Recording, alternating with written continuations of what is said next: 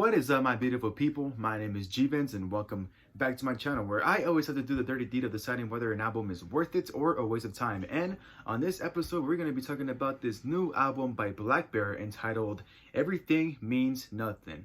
And with that smile, I kind of think that everything does mean something. I mean, why the fuck are you smiling then, blackbear? Huh? This is the fifth studio album by blackbear. Comes to us about a year since the very emotional and heartbreaking Anonymous. That one was actually one of my favorite sad boy albums of the fucking year last year.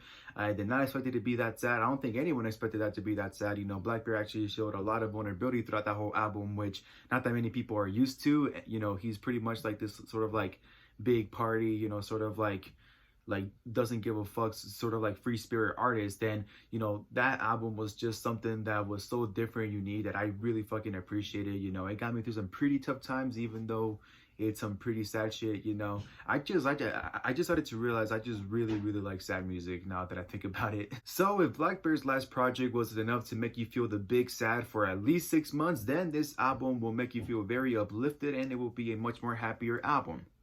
Kinda. To all my fellow Sims that are just like me, this album is exactly for you, because chances are we are going to be single for a very long time now. And this album is probably the only way we're gonna be able to cope with it and to try and accept it and be okay with that, because we don't do anything else. We don't drink or do drugs. We just listen to music until our fucking feelings aren't real anymore.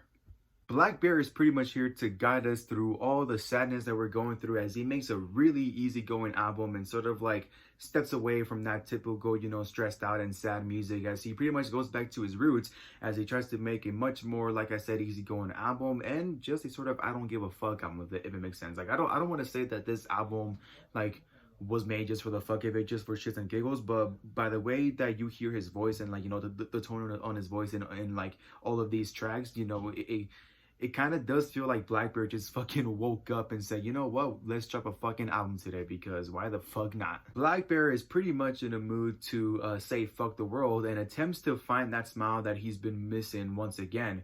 You know, I think that's the reason why we see blackbear smile in this album cover, which I think is kind of weird, because I don't think we've ever seen an album cover where blackbear is actually smiling. You know, he is always either like high off something, or he's like fucking drunk, or he's just like looking like really sad, like almost about to fall apart. So it's kind of nice to see this man, you know, smiling and just sort of having fun. You know, I feel that he finally like found that spark to find, you know, that motivation to create a really great and decent project that a lot of people are going to remember for a very long time now. I personally found this album to be super therapeutic. I think it's a really great album to not only get lost into when you're just trying to vibe, but it's also a really great album to find yourself in. You know, blackbear is pretty much on a road to self-discovery, and to those of us who are also on a road to self-discovery but don't know like how to do it yet, you know, whether it is to just like go off in the mountains or just go on fucking isolation, you know, just go MIA for a very long time.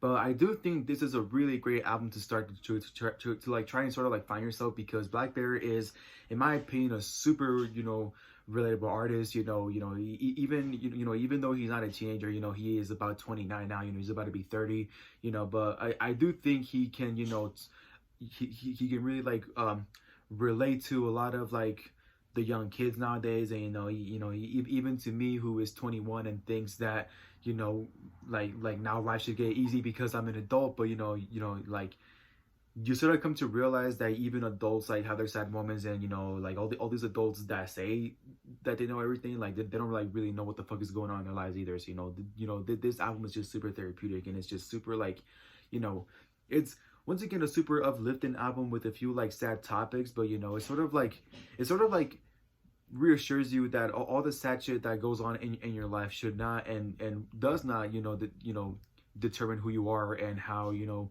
you should live your life. The uplifting glossy pop production on this album is enough to cheer you up on a cloudy day, and to pretty much reassure you that everything is going to be okay in the long run. You know, I do think that this album is going to cheer you up on a cloudy day. You know, if you ever just want to come back to it, or just come back to your favorite tracks, you know, it will fucking cheer you up on a cloudy day. You know, in my opinion, you know, I am not that much of a pop fan. You know, I actually like wouldn't consider blackbear to be a pop artist, you know, because I would pretty much, you know, just categorize him as like an R&B artist. And, you know, I feel that he wanted to do something a lot more different on this album, and I think he fucking he fucking killed it really really fucking great. He like tackled this so fucking great. This whole album just turned out so fucking amazing. And I'm just like really glad that he's like finally starting to have fun, and to like start experimenting more with his music, to sort of like expand himself a lot more. It's than to just be this like typical R&B artist. I think it is really good to sort of like explore your options in music, and to like constantly like change the style of your music. So a lot of people will always want to ask what's next. So obviously blackbear's vocals are just as great as they always are. That was really expected of him. He never really disappoints when it comes to his singing voice. He is a really talented singer. But what I really like about this album is that blackbear like doesn't just always stick to singing throughout this whole album. He actually has a lot of hip-hop vibes throughout this whole album, where he's like rapping over a lot of beats, where he raps and sings at the same time. It sort of like gives like really really long time blackbear fans a bit of like like nostalgia and throwback. But back in the day when blackbear started off as a rapper, that's how he started off. He actually wanted to be a rapper first, and then he started producing a lot of songs for a lot of different artists, and then now he is pretty much a singer. So I did like that he sort of like paid tribute to that sort of like old school blackbear vibe, where he like really really was serious about starting off as a rapper first. And although blackbear absolutely does shine on his own throughout the whole 12-track project, there are actually 2 songs on this album where blackbear does collab with 2 very underrated indie pop artists, including a very silly love song with Trevor Daniel on a song called Clown, and even a sad love ballad with Love on a fucking track entitled If I Were You. Honestly, both of these tracks just have like this like really great indie pop vibe to it. I really love that sort of indie pop. I like it a lot more better than pop music. The mainstream pop music. I do think that indie pop will forever be one of my favorite music genres, just because of how great it sounds. And because it doesn't get on the radio. Not everything that gets on the radio is bad. I honestly think that if a song gets on the radio, it's not really that good. But all these other songs that are really underrated and will never get the big public attention are absolutely the fucking best. And that's pretty much this whole album. I actually don't expect any of these songs to be on the radio, but I do fucking hope they do, because this album it fucking really does deserve a lot of fucking recognition. So with all that being said, is this album worth it or a waste of time? And in my opinion, this album is absolutely worth it. I found myself enjoying every track on this album. I don't really say that about a pop album, but I actually did really find myself enjoying every track on here. If there's any project by blackbear that I hope does get a lot of fucking attention and makes him blow up really really fucking fast, and not only that, but even allows him to win an award, whether that be a Grammy, or a Billboard award, or a fucking MTV Music Award, just any award. I would definitely want it to be this project, because this project is his absolute best project in a fucking while.